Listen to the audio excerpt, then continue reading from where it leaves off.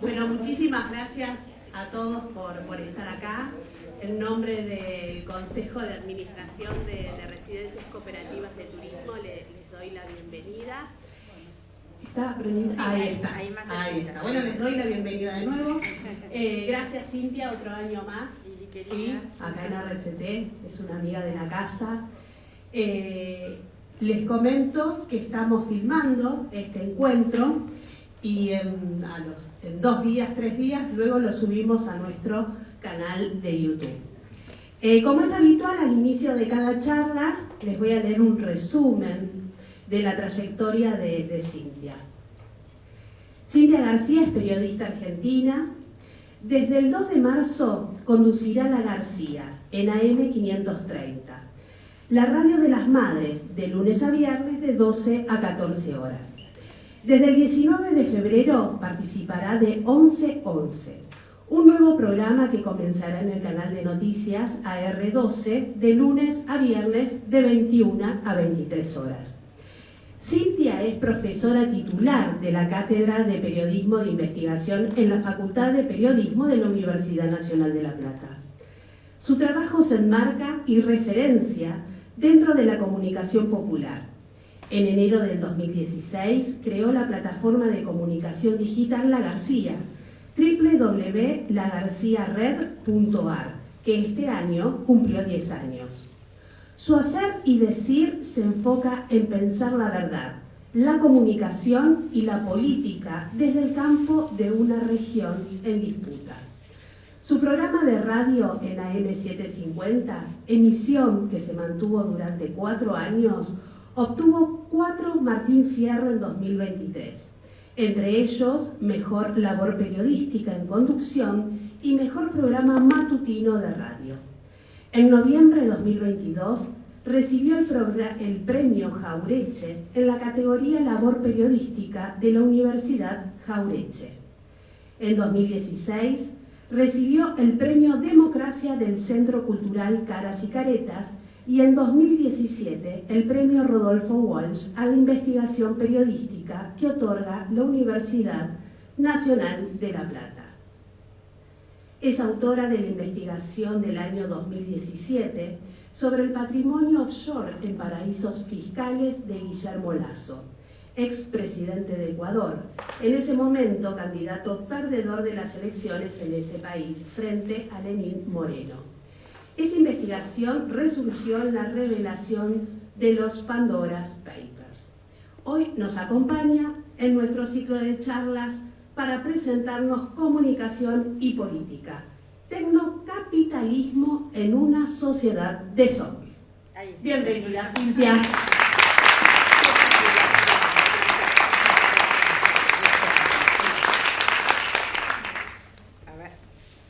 A ver ahí me escuchan bien. Bueno, gracias a Lili, gracias a RCT, hermosísimo lugar que queremos como nuestra casa. Estaba pensando que esta es la 4ª charla que voy a dar aquí en RCT. Estaba repasando algunas cosas que dijimos durante estos años. Gracias a todos aquí por participar. Siempre lo pensamos como un conversatorio, como un ida y vuelta y siempre pensarnos en momentos difíciles, ¿viste? Siempre han sido momentos difíciles, es como que esa pareciera ser nuestra constante. Así que si siempre son momentos difíciles, no nos desanimemos y pensemos en los caminos de salida a estos momentos difíciles tan particulares. Yo estaba repasando, ahora vamos a ir al título de la charla, pero estaba repasando algunas cosas que dijimos aquí. Y recuerdo que, no sé si fue hace un par de años que hablamos de las vacaciones, ¿no? Porque yo pensaba, siempre pensamos lo mismo, nos pasa como en Perú cuando damos charlas en zonas de lugares de vacaciones, y bueno, qué ganas de venir a pensar, pero bueno, uno no deja de pensar porque está en vacaciones, ¿no? Es como si pusiéramos todo en pausa, pero esa pausa no nos impide seguir pensándonos. Y me acuerdo que en aquellos años hablábamos de la historia de las vacaciones, ¿no? Déjenme contarles algo, les decía yo, el turismo no nació para todos y todas. En tiempos del Imperio Romano existían para los ricos las segundas residencias. En toda la región de la Campania, en donde estaban las ciudades de Pompeya y Herculano, había grandes villas dedicadas al ocio y buenos caminos para llegar hasta allí. Parece que los romanos ricos rajaban del calor y de algunas de sus consecuencias, como la malaria y otras enfermedades de la zona de Lacio, que era muy pantanosa.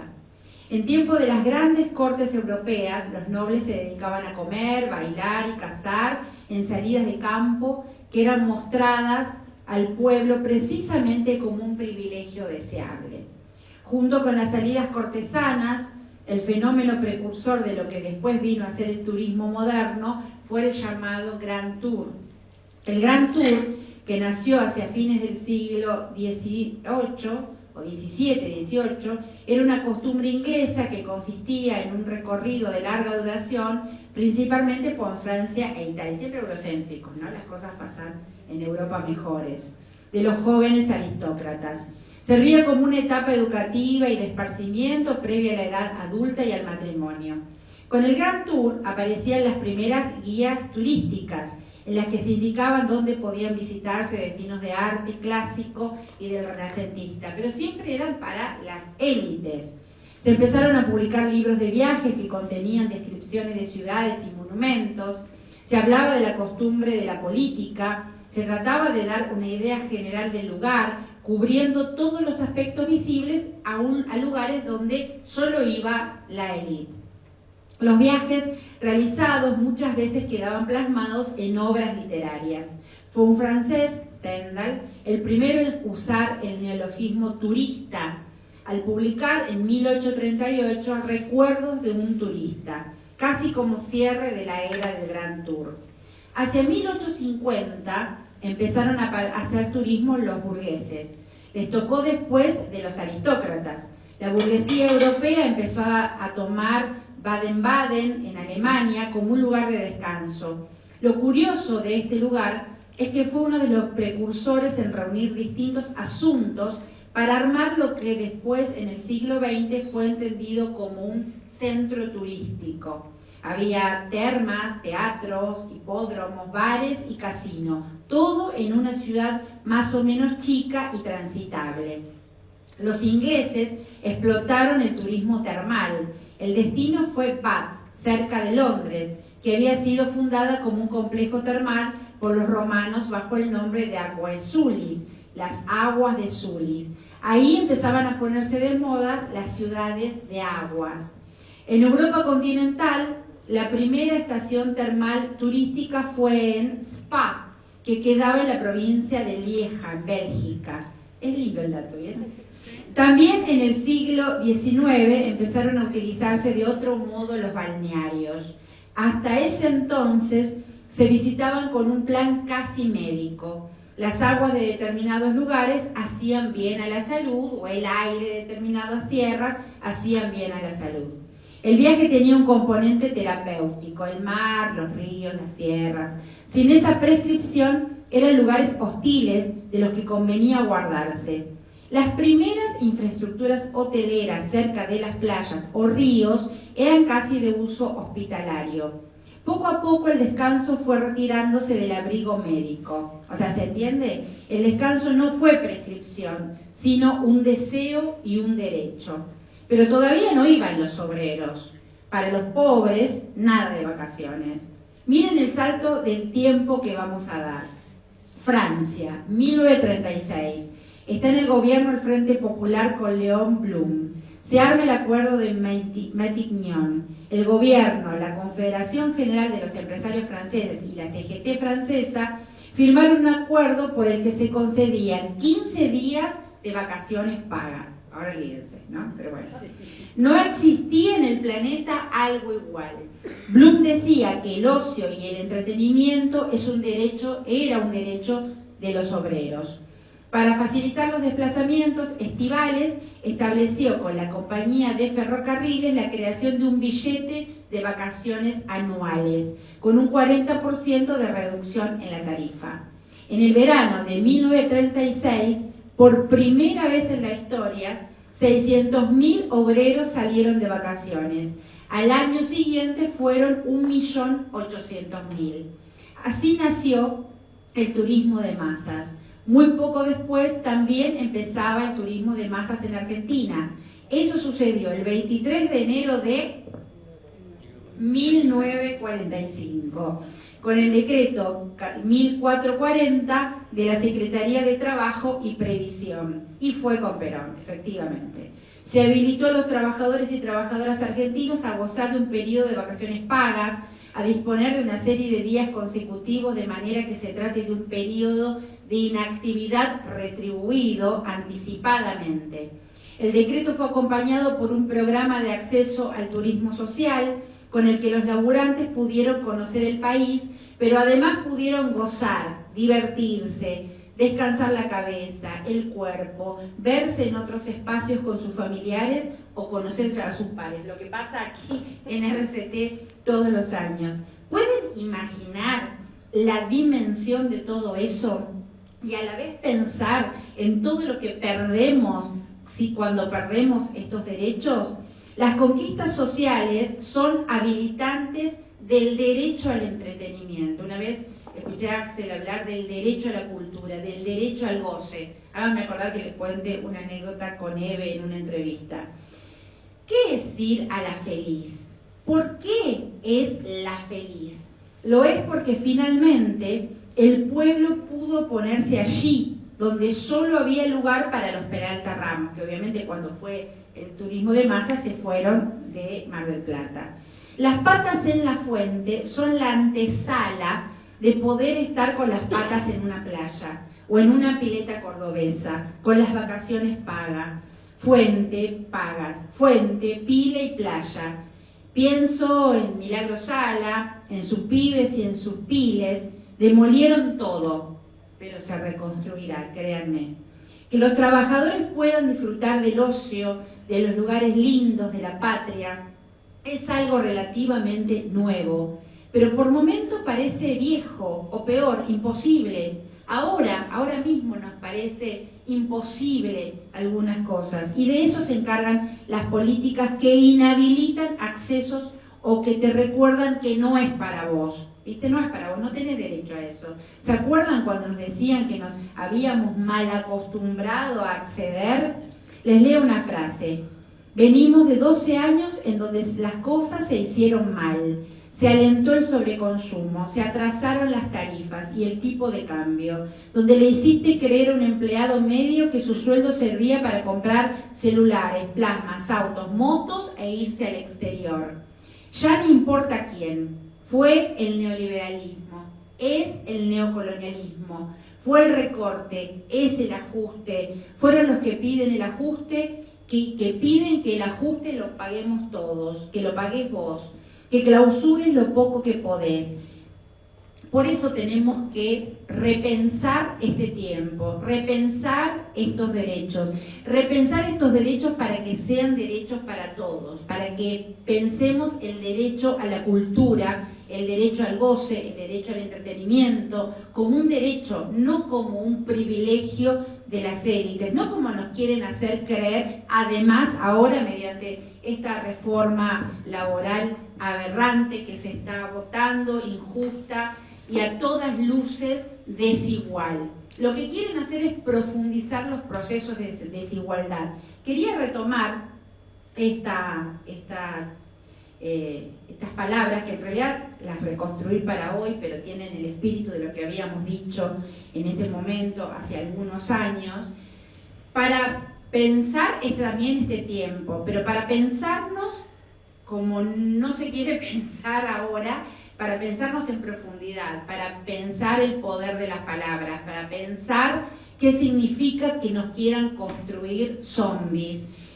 Ustedes son mi primer público en varios meses porque desde diciembre que como que cerré ciclos de trabajo que van a retomarse ahora a partir de, como decía Nile, desde el 19 de febrero en AR12, que es un canal de noticias que está muy ligado a Página 12 y que vamos a hacer este nuevo programa 11-11 y a partir del 2 de marzo de 12 a 14 horas, o sea, cambio mi vida porque no me voy a levantar nunca más, no me voy a levantar nunca más a las 5 de la mañana, a las 4:30, para ir a la radio. Vamos a ver. Porque así dije muchas veces y muchas veces volví a hacer la primera mañana. Pero antes quería compartir con ustedes estas palabras. ¿Por qué esto? Porque estamos de vacaciones y pensamos que las cosas muchas veces, o nos quieren hacer pensar que las cosas son un presente continuo, ¿no? ¿Vieron? Esto es así, esto no se modifica, este presente es lo que tenemos y aguantátela porque no hay otra. Bueno, no. ¿Cómo vienen estos? ¿Qué procesos nos han atravesado históricamente? ¿Cuántas veces nos han vencido? ¿Y cuántas veces nos hemos levantado de esas derrotas? Y efectivamente el título de la charla es Tecnocapitalismo en una sociedad zombie. Y cuando hablamos de tecnocapitalismo, no solo tiene que ver con estas tecnologías o las redes sociales o lo que pasa dentro de este teléfono, que también, sino tiene que ver con una estructura que no es, por supuesto, un fenómeno local, es un fenómeno global. Estamos inmersos en un capitalismo de plataformas, extremadamente concentrado. Ese capitalismo de plataformas es el que genera una sociedad zombie. ¿No les pasa que a veces escuchan comentarios de más jóvenes, de chiques o pares, y dicen, pero ¿cómo puede decir eso? ¿No? Alguien que es la otredad para nosotros, ya sea una otredad generacional o una otredad ideológica, ¿no? Me dice, pero ¿cómo esta persona puede sentirse que es un perro? ¿Vieron que ahora hay gente que se asume perro o zorro o gato o cualquier cosa, ¿no? ¿Cómo puede pasar? Bueno, si ustedes hacen la prueba de meterse en la lógica del algoritmo de esa persona, es completamente posible. ¿Qué significa esto? Que el tecnocapitalismo, y ahora vuelvo al tema del capitalismo de plataformas, que es una lógica económica, empresarial, de élites, porque los hijos de esas élites no están metidos adentro del celular como les pasa a las clases populares o las clases medias. Están instruyéndose, leyendo libros, preparándose para tener un proyecto de acá a mucho tiempo, de acá a mucha continuidad. Pero ahora volvemos a eso. Yo hablo en diagonales, si se pierde me avisan, paro y vuelvo. Decía, esos algoritmos lo que buscan es y hace mucho tiempo que hablamos de esto, mucho tiempo, lo que buscan es la hipersegmentación. Claro, ustedes dirán que hablemos hace mucho tiempo no significa que lo hayamos resuelto, de ninguna manera. O sea, no lo hemos resuelto de ninguna manera, básicamente para empezar, porque no tenemos plataformas propias. En esta lógica de las herramientas y la infraestructura, la Argentina está volviendo a ser una sociedad primarizada, ¿no? Pensemos que somos la Argentina de ARSAT, donde éramos uno de los 8 países que ponía satélites en órbita geoestacional, que a muchos les parecía una basura y era la base justamente para tener una soberanía comunicacional, a este presente donde quieren una sociedad primarizada, la ecuación es una sociedad 70-30, con suerte, 80-20, 60-40, como quieran el porcentaje, donde haya una minoría que más o menos esté bien o zafe, y una gran mayoría que haya perdido toda su capacidad de derechos, de acceder a derechos, etc. Para lograr esa ecuación se necesitan algunas cosas. Primero, un sistema, obviamente, ¿no? Un neoliberalismo o un neocolonialismo, dice Zaffaroni, y yo creo que realmente es un neocolonialismo, es un capitalismo colonial. El capitalismo, además, otra cosa, ¿no? En estas diagonales que entro y salgo, el capitalismo nunca entra en crisis, se alimenta de las crisis. Los que entramos en crisis somos nosotros, pero las personas entran en crisis. El capitalismo se alimenta. Esta fase del capitalismo, que es un capitalismo financiero, un capitalismo de plataformas, un capitalismo de capitales volátiles, de burbujas económicas, si uno pensaba la ecuación empresarial de las élites económicas mundiales hace 15 años, ponele, de los 10 empresarios, o de los 10, no sé si poner el nombre empresario, de las 10 personas más ricas del planeta, La ecuación era una mayoría, supongamos, de 8-2 de capitales productivos y una minoría de capitales tech, ¿no? De tecnológicos. Hoy la ecuación está completamente revertida. Para mí, Roca no es santo de mi devoción, ¿no? Pero por lo menos produce.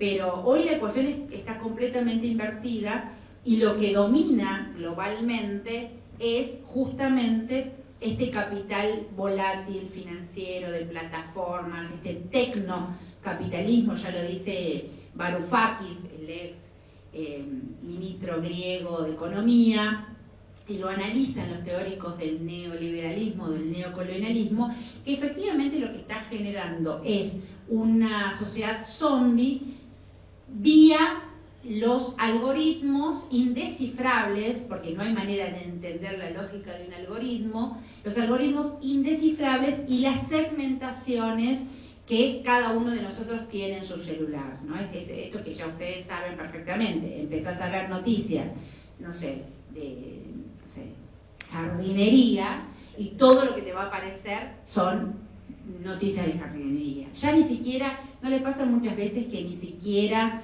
lo tienen que decir, lo piensan y aparece en el celular. Bueno, sí, porque hay un micrófono de Google que escucha y tiene un algoritmo de palabras, entonces vos decís plantas y te va a aparecer eso. Bueno, ese panorama es un panorama que nosotros por lo menos tenemos que visualizarlo. Hay un filósofo francés que se llama André Gide que dice: lo obvio hay que decirlo. Yo creo que es un momento, este es un momento para mí de oportunidades. En paralelo a este neomenemismo que estamos viviendo, ¿no? Porque muchas veces dicen, pero ¿cómo puede pasar? ¿Cómo puede ser?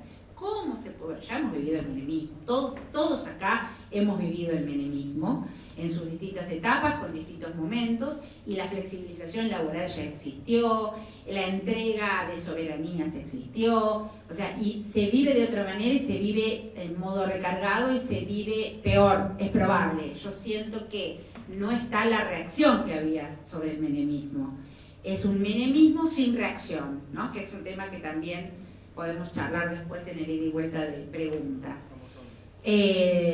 Pero este momento, esta generación, esta preocupación que hay, y seguro que la compartiremos todos acá, sobre los pibes, por ejemplo, los pibes, las pibas, sobre qué generaciones se están construyendo, si hay tanta segmentación, porque la segmentación es algo necesaria, pero uno, justamente, el gran, si uno lo habla en términos ideológicos, el gran dato de la segmentación no es solo la partición de la información, no es solo el sentido fragmentado que uno va a tener de cualquier situación, sino la individualización que genera esa fragmentación. Es la lógica de la despolitización. No es nuevo.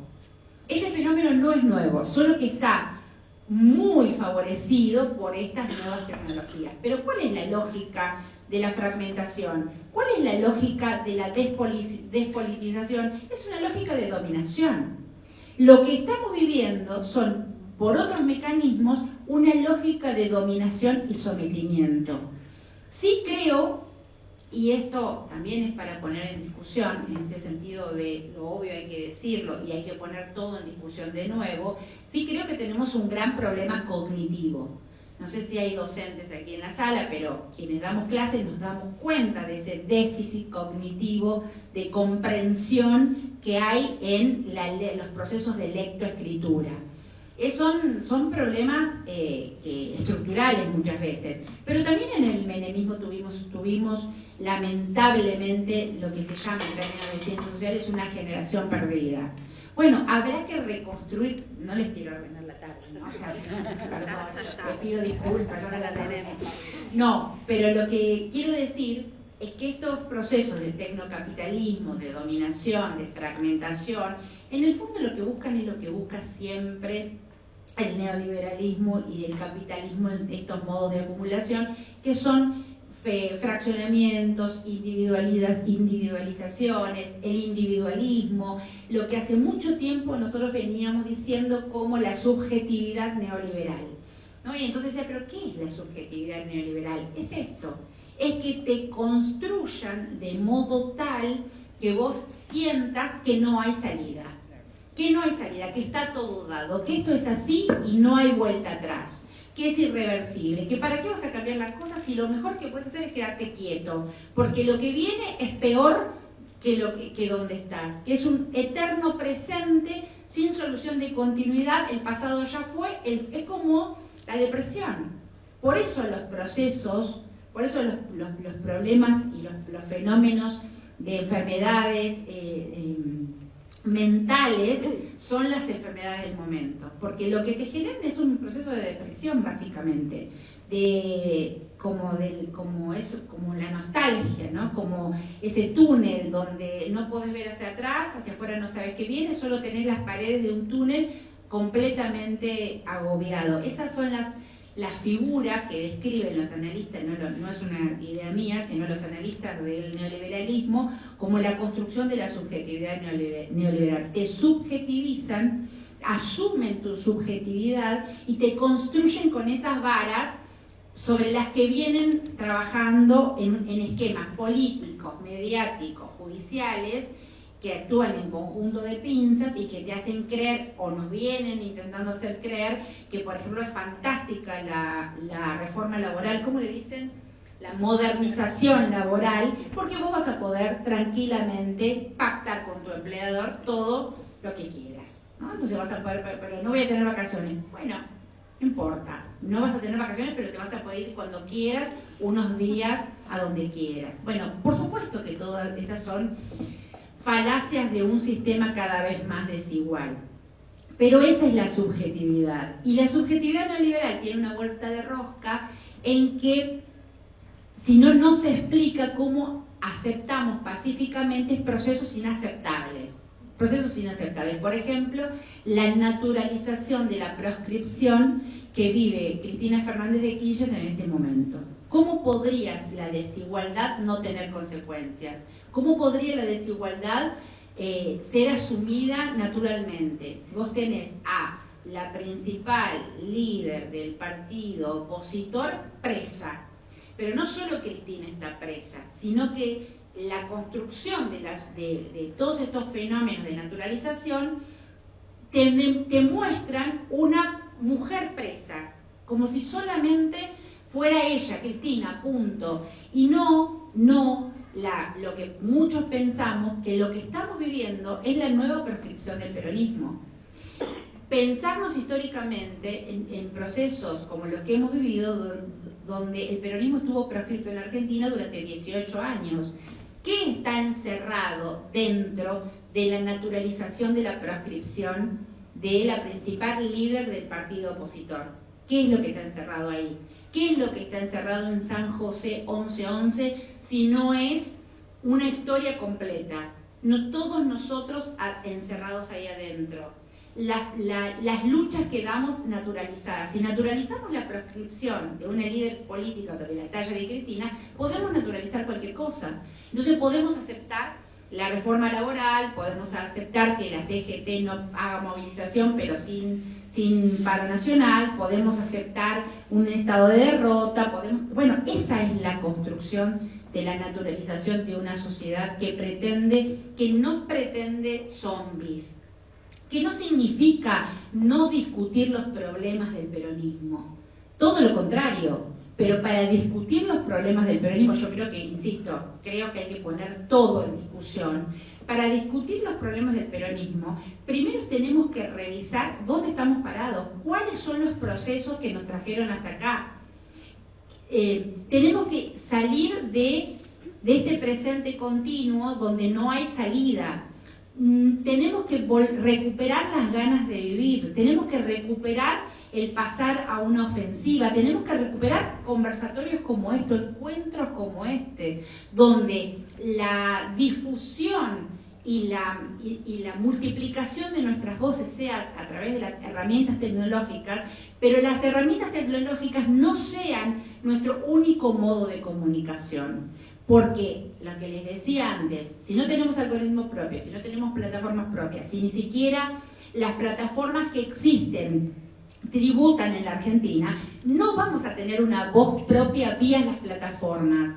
No son redes sociales, son redes tecnológicas que pueden ser buenas herramientas o pueden convertirnos en nuestra propia cárcel. Esa idea de que estamos conectados con el otro a través de un celular es la imagen más solitaria con la que nos podamos encontrar. No hay un otro detrás de esa pantalla, es el ícono de un otro con suerte, ¿no? Esta cosa de cómo nos relacionamos post pandemia.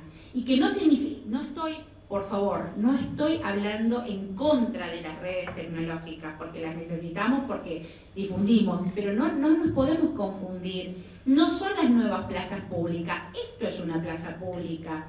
Este encuentro es una plaza pública. Aquí es donde podemos decir lo que pensamos, disentir, debatir, discutir, coincidir, abrazarnos, emocionarnos o lo que sea que ocurra. Cuando nos quieren hacer creer que Instagram, X, Twitter, como se llame, Facebook o TikTok o lo que fuere, son las nuevas plazas públicas, lo que no nos están diciendo es que esas plazas públicas tienen dueño, que son monopólicas, que el esquema de dominación, de todo este esquema que venimos hablando de dominación y despolitización tan parecida a la década del 90, con las nuevas herramientas, es un esquema que ya ha sido pensado muchas veces, ya se puso en ejecución muchas veces y muchas veces pudimos revertirlo, mas no pudimos revertir la estructura de dominación mediática.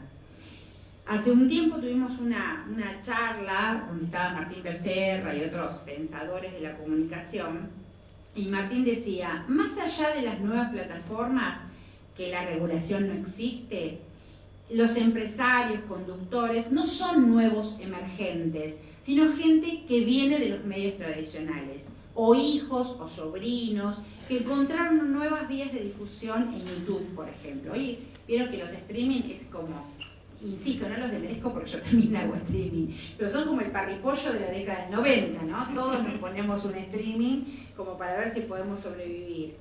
Pero lo que tenemos que entender que el empresariado y la concentración es la misma que en la década del 90, es la misma. Y si vamos a la configuración del mapa de medios, nos encontramos con los mismos dueños. Tinelli y Pergolini, como los emergentes de la década del 90, los dueños de esos medios siguen siendo los mismos que están también detrás de esas producciones. Ni Tinelli se fue, ni lo que Tinelli toca deja de ser lo que tiene el mainstream o Pergolini o etcétera.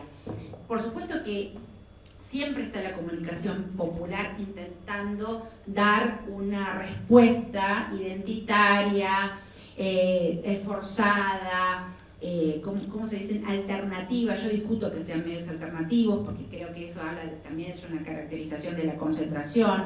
Por supuesto que, obvio, le doy por presupuesto las honrosas excepciones, pero lo cierto es que seguimos bajo un esquema concentrado y no hay salida con un esquema concentrado. No hay salida con un esquema concentrado que se profundiza en la tierra, se profundiza en las empresas, se profundiza en los medios. El esquema de la concentración va a afectar nuestra calidad democrática, si es que todavía tenemos algo de democracia, ¿no? Alguien me dirá por ahí, no estamos en democracia. Bueno, no sé. Pero ya en 2002, por ejemplo, en 2012, parece la prehistoria, la Relatoría de Libertad de Expresión de Naciones Unidas decía, escuchen esto, que la concentración mediática iba a afectar la calidad de la democracia. Hola, es lo que pasó. Por supuesto que es lo que pasó. La estructura del lawfare, que muchos dicen, ¿qué es el lawfare? Bueno, ¿qué es esa tríada de unión para perseguir dirigentes políticos populares? Es eso, y no en Argentina, sino en toda la región, o si quieren, en el mundo. lo que está pasando en los Estados Unidos es quizás el dato más dramático de este momento, y yo creo que las internas hacia adentro de la crisis interna que vive Trump tal vez sean un camino de salida también para nuestra región, ni hablar lo que está pasando con Venezuela, con Cuba, etcétera. O sea, digo, para salir solo del fenómeno local y de lo que estamos viviendo nosotros en el día a día, pero esas crisis que está atravesando este tiempo tienen que tener una perspectiva, y esa perspectiva tenemos que pensarnos.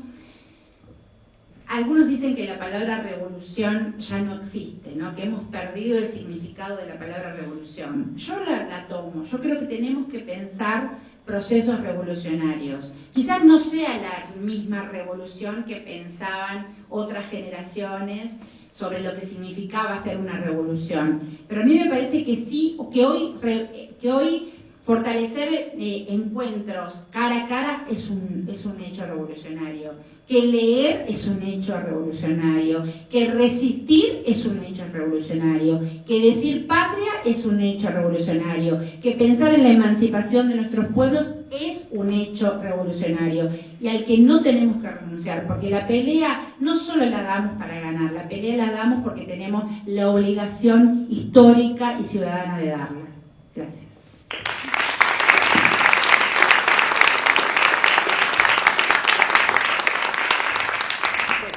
Abrimos el espacio para preguntas. El que quiera, levanta la mano, así le alcanzamos el micrófono y sale en la grabación la voz.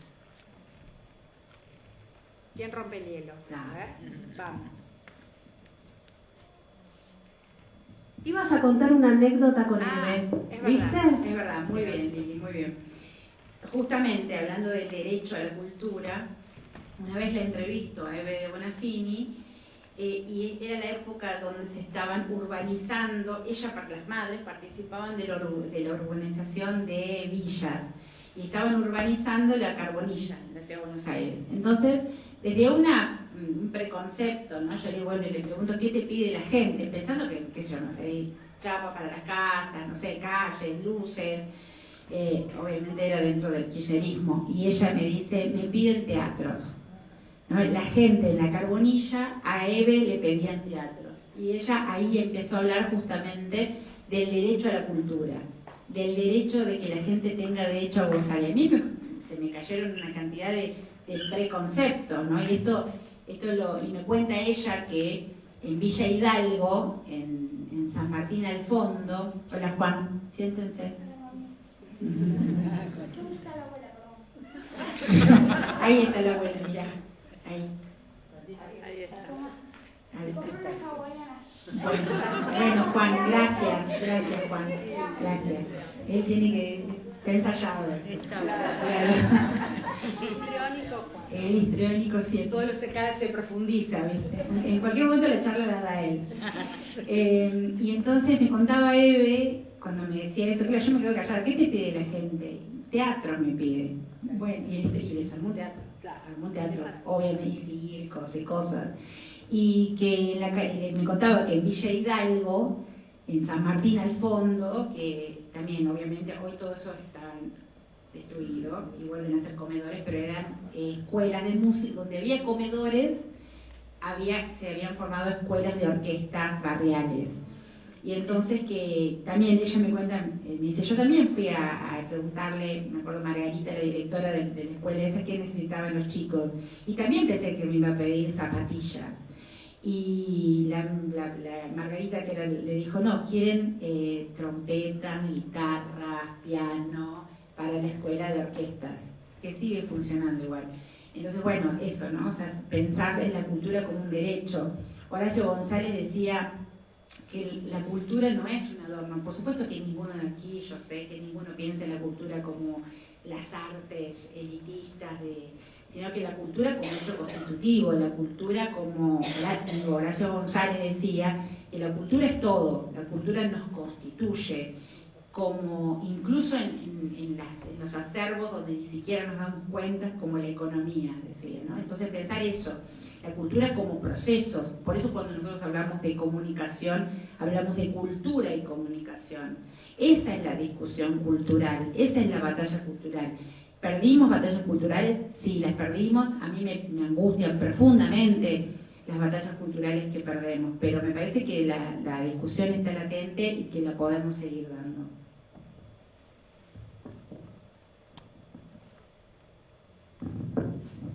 ¿Quién rompe el hielo? Vamos, preguntas. Acá los jóvenes no.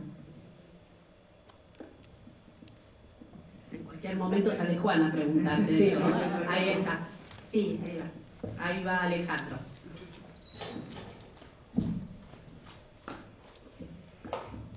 Hola. Hola. Quería tu opinión sobre lo que pasó en Nueva York con el nuevo alcalde. ¿Cómo ves que puede llegar a ser una punta de algo Mandami. diferente? Mandami. Bueno, es interesante, es muy bueno lo que decís, tiene que ver con eso que yo decía antes, que desde el adentro de los Estados Unidos están pasando cosas interesantes en cuanto a la crisis que tiene Trump, republicanos, demócratas. Mandami, todos lo conocen, Zohran Mamdani es el alcalde de Nueva York, también es interesante el alcalde de Chicago. Bueno, Mamdani lo que hizo fue una campaña, no sé, primero no es tan fácil comparar procesos, ¿no? Pero sí es interesante su proceso. Hizo una campaña muy cultural, justamente. Mamdani es musulmán, habla en contra del genocidio en Gaza, tiene, o sea, todos los ejes para que de lo políticamente incorrecto en una campaña mediática, ¿no? Vieron que justamente hay cuestiones de la realpolitik, o sea, de la política pragmática, de la política electoral, que te dicen, bueno, de esto no hablé, bueno, él habló justamente de todo lo que no debería hablar según una asesoría mediática pragmática. Pero claro, ¿qué hizo él? Primero puso a miles de jóvenes a militar un proyecto cultural. Fortaleció apoyos académicos, científicos, pero hizo cosas que también fueron pragmáticas. Subte y transporte gratis para todos. Guarderías para la primera infancia. No me acuerdo ahora, era subte gratis, transporte gratis, guarderías y creo que un subsidio para jubilados. O sea, se convirtió en un fenómeno social. Entonces se corrió de lo, comillas, políticamente incorrecto para una campaña electoral y está bien, es cierto, Nueva York tiene un presupuesto importante, hay que ver qué pasa ahora, pero por ejemplo está estableciendo medidas para proteger a los inmigrantes en Nueva York de las tropas del ICE que están matando gente por todos lados. Entonces, bueno, es un fenómeno, sí, claro, es un fenómeno, es un proceso político a tener en cuenta, Corrió bien a la izquierda, o sea, se fue completamente radicalizado. Lo que acá siempre decís, no te vayas tan a la izquierda porque o se le critica al feminismo que se pasó de no sé qué Tantos pueblos, claro. O sea, no, nos tenemos que correr y volver a soñar con... Yo estoy de acuerdo con eso, ¿eh? Yo creo que... No podemos ser moderados. Pero yo creo que Milei mismo, o sea, Milei, no Javier Milei, que bueno, es un cuchillo filoso. Yo creo que Milei no es el problema, es parte del problema, pero es un cuchillo filoso de un poder real. Pero si hay algo que demostró este proceso de esta faz del neoliberalismo, es que la ancha avenida del medio fracasó, ¿no? De que no hay, las posturas de medio término nunca existieron, nunca fueron reales. De que cuando los procesos, el peronismo, los gobiernos populares o los proyectos populares dicen hay que ampliar, y esa ampliación es a la derecha, llevan en su germen el propio fracaso, ¿no? Yo creo que hay que radicalizarse, sin duda creo que hay que radicalizarse en una identidad concreta, dándole todas las discusiones que haya que dar y sin perder el pragmatismo. Esto que les decía, Mamdani no dejó de ser pragmático, dio respuestas, Aquí lo que hay es una gran crisis de representación y el desafío es volver a representar, que un poco lo decía Cristina también, ¿no? O sea, el problema no es enamorar, es representar. ¿Y quién nos va a representar para revertir un proceso devastador neocolonial como el que estamos viviendo? Se animaron, ahora se animan, ahora hablan todos. Gracias, yo te escuchaba hablar sobre esto de, digamos, las plataformas y el poco control que tenemos nosotros de eso, ¿no? Y bueno, pensando en estos medios, que no sé, son medios de comunicación, las redes sociales, todos estos elementos que invaden las personas con los teléfonos y todas esas cosas, pensaba, ¿cómo se puede recuperar, o digamos, cada uno tendrá su propia estrategia, la charla en la mesa, en la familia, en la escuela, que son los formadores de una conciencia política, digamos, formación política, transmisión de ideas y una evaluación mucho más cercana de la realidad, y no esas cosas, digamos, fantasiosas que aparecen en los medios, sino cómo evaluar, quiero decir, la única verdad es la realidad, ¿no? Dígase, cómo evaluar cómo impactan todas estas políticas en el barrio, en la familia, en tus tíos, en tus vecinos. Me parece que hay un gran desafío en términos de batalla cultural, de recuperar puertas adentro en la familia o con los grupos de amigos, porque en definitiva hay que empezar a construir desde la base, porque están llegando a agradar la base. O sea, pensaba en cosas que normalmente uno trata de no perder. La conversación en la familia, en la cena. Hoy hay muchas familias que no hablan, y me parece que ese es un punto central. Si nosotros dejamos que llegue hasta esa raíz, vamos a estar difícil. Ahora, mi pregunta, porque la idea es transmitir una pregunta, es si vos tenés alguna idea con tu conocimiento de cuál sería cómo podemos arrancar para que las familias que hoy no lo hacen lo empiecen a hacer. Porque si esperan que lo haga la televisión o las redes sociales, estamos perdidos. Sí.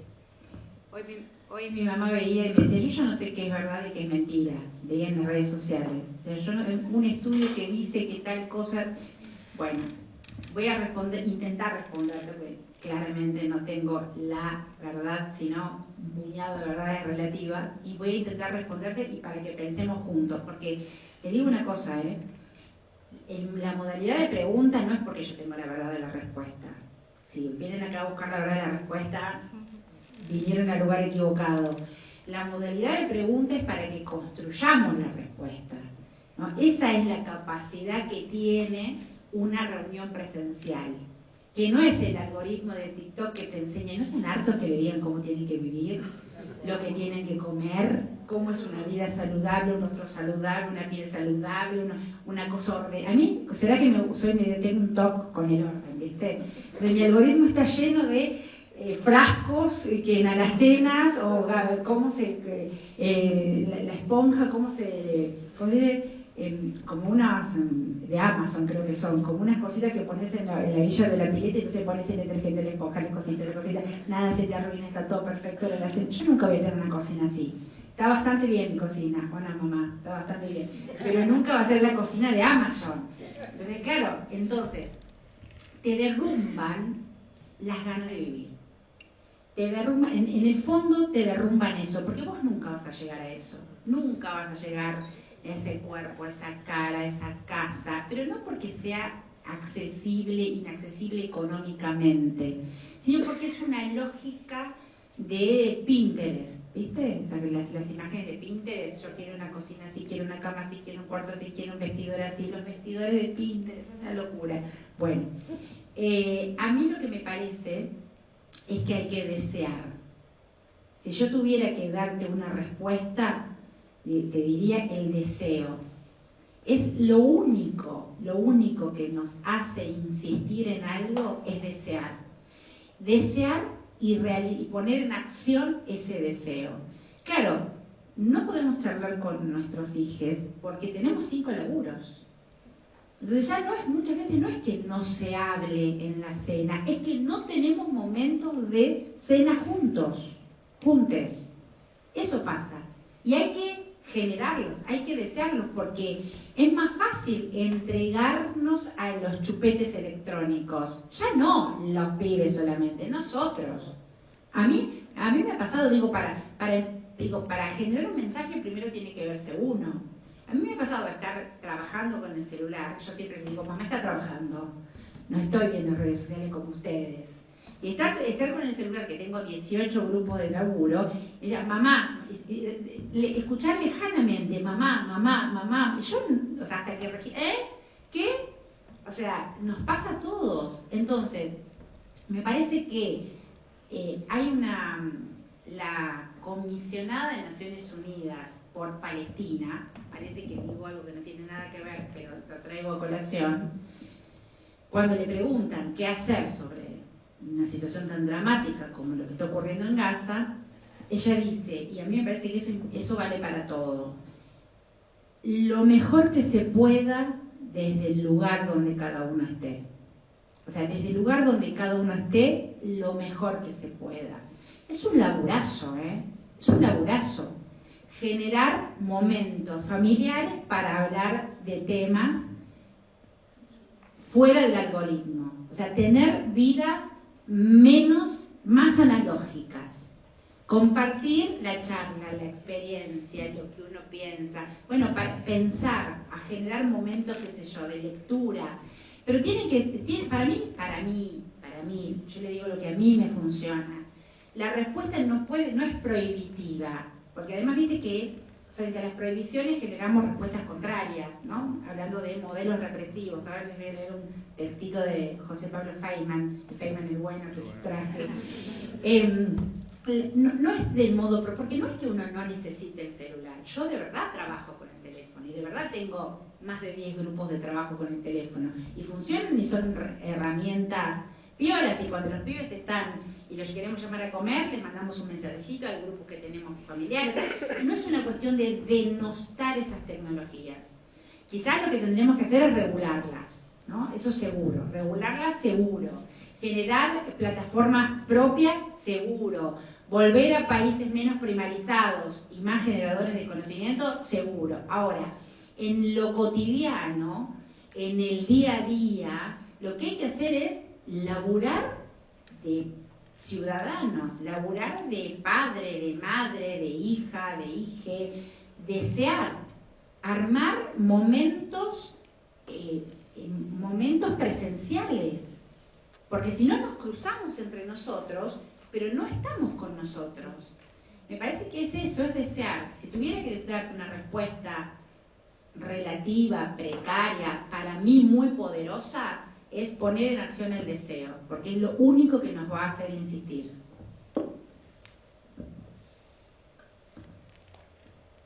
¿Alguien más acá? Acá, ahí voy. Bueno, allá y acá. No, te quería consultar sobre algo que vengo escuchando y realmente me asombró y me cuesta encontrar el origen y cómo lograr salir de eso, que es puntualmente, tanto en tele como en los algoritmos, aparecen entrevistas y gente humana, no texto, sino gente a la cual le ponen un micrófono y cuenta que o está muy mal económicamente, o que está desocupada, o bueno, todas penurias, pero que volvería a votar a Milei. Claro. Entonces, mi consulta puntual es, ¿qué lectura haces de eso? Porque, por lo menos, yo no tengo herramientas como para entenderlos. Tienes ante ti un zombie, sería, ¿no? Sumo algo que te quería decir y me olvidé. Que, por ejemplo, cuando lo retuitea a alguien del palo nuestro, habla mal de esa persona. Claro. Y yo no lo veo así. O sea, son Claro. personas, son humanos, que votan y que están haciendo una lectura que no logro entender cómo llegan a ese razonamiento. Yo creo que son válidas todas las emociones. No estoy citando la evidencia. Pero creo que un poco enojarse está bien. Yo creo que un poco enojarse está bien. Después viene la parte del comprender para lograr, ¿no? O sea, porque pero yo creo que también ¿viste como a los chicos que hay que ponerle límites?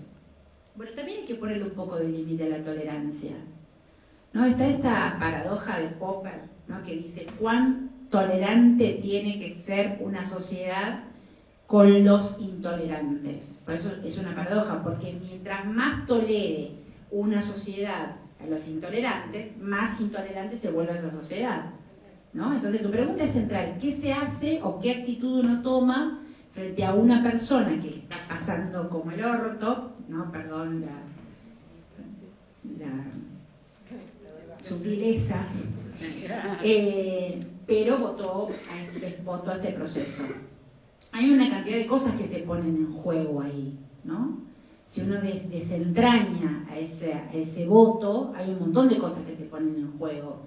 O sea que uno no puede ir de sociólogo por la vida, ¿no? A ver, te voy a entender antropológicamente, socialmente. Bueno, o sea que también vale enojarse. Una anécdota periodística que va de la mano de esto que decís.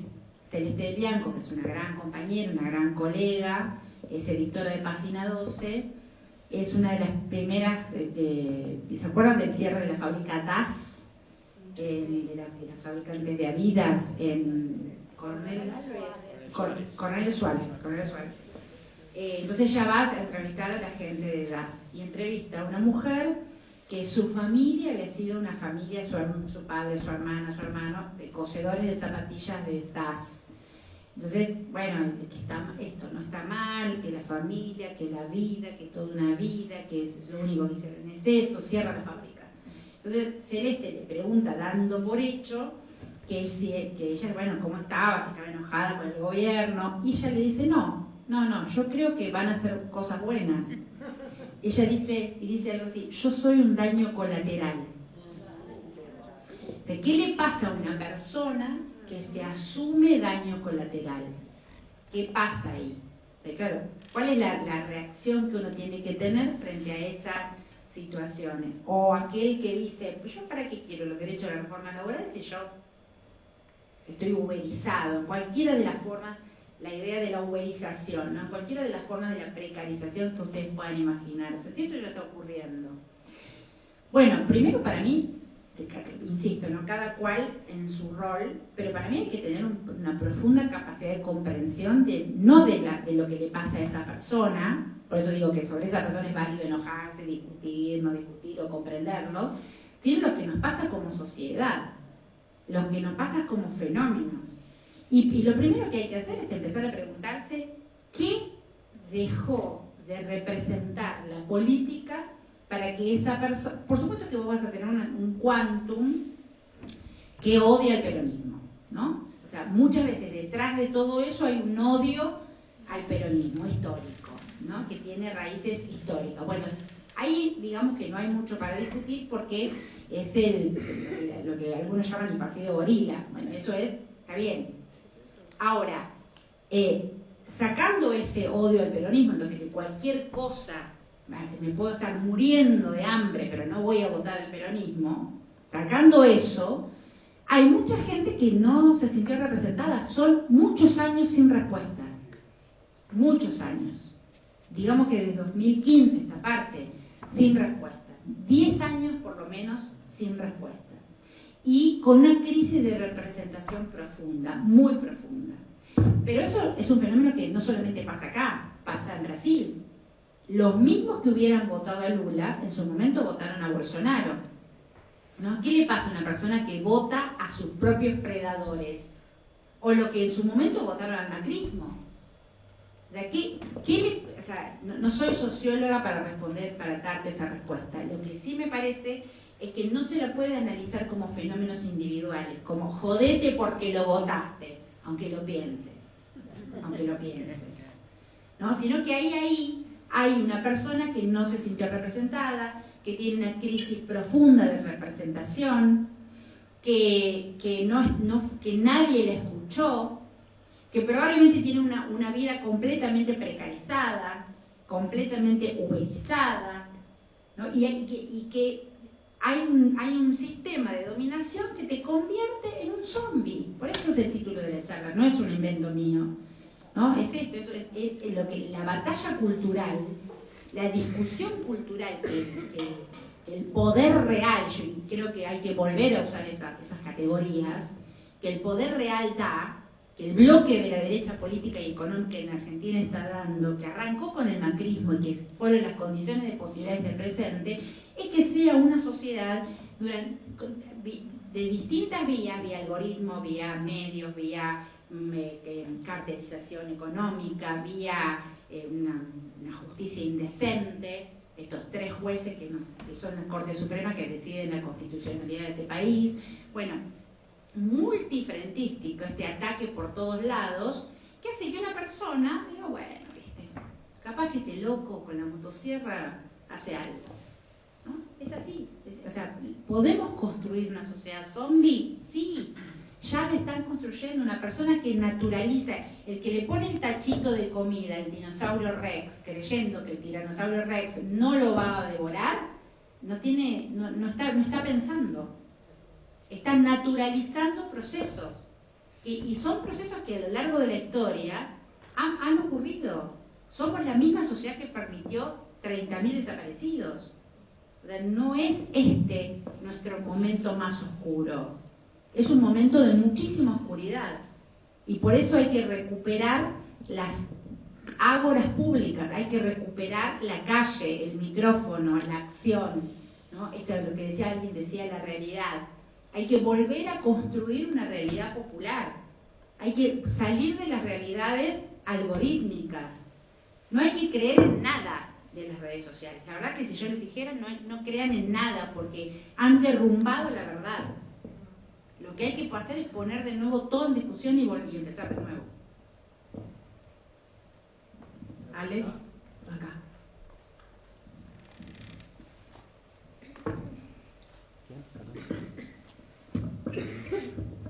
Gracias. Recién hablaban del alcalde y las propuestas que había hecho para la campaña electoral. Como militante hace varias campañas que solamente tenemos que hacer campaña en base a nombres, inclusive todo lo que está hablándose de política hablamos de nombres, de personas y no de programas. Eso también hace muy dificultoso mantener una correlación del voto, porque las personas son falibles mucho más que los programas, caso de Noam Chomsky hoy con la denuncia que tiene, y eso por un lado. Por otro lado, ¿cómo puede hacer también el periodismo para marcar una agenda? Se quejaba Liberty el sábado pasado sobre que la agenda la fija el gobierno. ¿Cómo puede hacer para cambiar esa agenda y llevarla? Después, el otro punto es el respeto. En parte de la reforma laboral hay una nueva más falta de respeto que es hacia los trabajadores, porque ahora la libertad de un empresario de decidir las vacaciones o el banco de horas le impide tener una vida ordenada, estudiar, tener algún ocio. Entonces, esa falta de respeto que se ve contra el ataque contra los periodistas, contra los artistas, también tiene que formar parte de un nuevo discurso de nuestro lado del Movimiento Nacional y Popular. Y por el último, ¿qué pensás? Algo que en lo que hemos leído de los 70, de los 60, no había yo llamo los cabezas blancas, que somos la generación de 60 para arriba, que todavía estamos lúcidos y con ganas y participamos en las charlas y todo, y qué rol cumple y cómo puede lograrse que las distintas organizaciones, medias y tengan esta vitalidad de transparencia y democracia. Me pedís un plan de gobierno. Está muy bien, claro. Bueno, a ver, algunas cosas de las que decís, todas interesantes. Primero, claro, hay que dejar de hablar de nombres y de proyectos políticos, ¿no? Y empezar a pensar en proyectos políticos, lo que no significa obviar los nombres, porque Mandami es un nombre, ¿no? O sea, y los proyectos políticos tienen conducción, por ejemplo. Los proyectos políticos sin conducción se desvanecen, que es lo que le pasó de alguna manera al movimiento de los indignados en España, ¿no? Que generó Podemos y después de sus propios fraccionamientos tienen su propio fin. Esto era muy claro en el 2001 con las asambleas, ¿no? Las asambleas que eran un emergente muy potente, muy horizontal, ¿no? Esta idea de si la política son rizomas o es una construcción vertical. El peronismo es verticalista. si lo pensás desde ese lugar. Y las conducciones horizontales terminan, bueno, desvaneciéndose o confrontando, con lo cual el proyecto político sí, y los liderazgos son liderazgos históricos, ¿no? O sea, pero sí me parece que tiene que un nombre, tal nombre, sin un proyecto político también es lo mismo. Me parece que eso. Con respecto a la militancia, perdón, repetime la idea de que me decías, yo soy militante. Sí, no, la transparencia y la democracia de las organizaciones intermedias. Y de lo que decías antes, entonces, ¿es importante el partido o los partidos o...? No, para mí es importante la representación, más allá de las personas. Por ejemplo, el peronismo nunca fue un partido, ¿no? El PJ fue un sello de un movimiento, un sello legal de un movimiento. Lo importante para mí, ¿no? En esta democracia agónica en la que estamos, es volver a representar. Después cada cual pensará cómo es esa representación. Yo no tengo dudas que la conducción del peronismo la tiene Cristina. Pero a mí me parece que Axel es un referente importantísimo para pensar un proceso electoral, por ejemplo.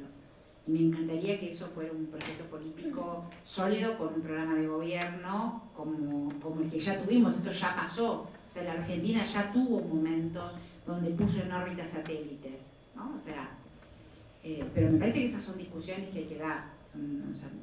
Yo soy una simple comunicadora. Y después, con respecto a las organizaciones, no sé qué te referís con el tema de la transparencia, pero lo que tiene que haber es más comunidad organizada, más organizaciones, más militancia. Lo único que para mí que nos va a sacar justamente de este atolladero es militar. Esto que les decía antes, cada uno desde donde esté lo más que pueda, ¿no? Cada uno desde donde esté lo más que pueda. Y yo siempre voy a valorar eso, voy a valorar la construcción de organizaciones, de militancia, de gremios. O sea, me parece que también ahí hay un nudo de lo que se está atacando hoy. Hoy se ataca eso, ¿no? Y se ataca, y tal vez muchas veces con razón, hay discusión sobre las corporaciones gremiales, ¿no? O sea, ¿por qué la CGT no llama un paro en medio de la movilización? ¿Por qué el tiempismo de la CGT? ¿Qué representa hoy la CGT? ¿Qué cuida hoy la CGT? Y después que las respuestas tienen que ser, pero por ejemplo, quiero reivindicar y honrar la memoria de un dirigente combativo como Beto Pianelli, ¿no? Que se murió hace muy poquito, un tipazo de los metrodelegados y de la CTA, que nunca le dejó de dar la pelea, y así hay un montón de dirigentes. Ahora, ¿qué se puede atacar? Se ataca la organización. O sea, nosotros tenemos que defender las organizaciones, tenemos que defenderlas, revitalizarlas, construirlas, porque justamente el militar en una organización te hace la diferencia entre que te dominen o no te dominen, más allá de las discusiones adentro de una orga que siempre va a haber, ¿no? O sea, pero lo que se está atacando ahora es el fenómeno de lo colectivo. Hay palabras que ya no se están diciendo, no se dice la palabra colectivo, es mala palabra. La comunidad organizada es mala palabra. Lo que nosotros no tenemos que permitir es eso. Para mí la mejor salida, no digo la única, la salida más inmediata es decir no a aquellos que nos quieren imponer. No a aquellos que nos quieren imponer. No vamos a ocupar ese lugar. Hay que empezar a decir que no vamos a ocupar ese lugar. Pero no podés, no te queda otra. No vamos a empezar a ocupar ese lugar. No lo vamos a hacer. Esa me parece que es nuestra primera acción militante. Negarnos a ocupar el lugar en donde nos quieren poner. Y siempre va a ser con costos, pues desde luego. Desde luego, lo sabemos todos.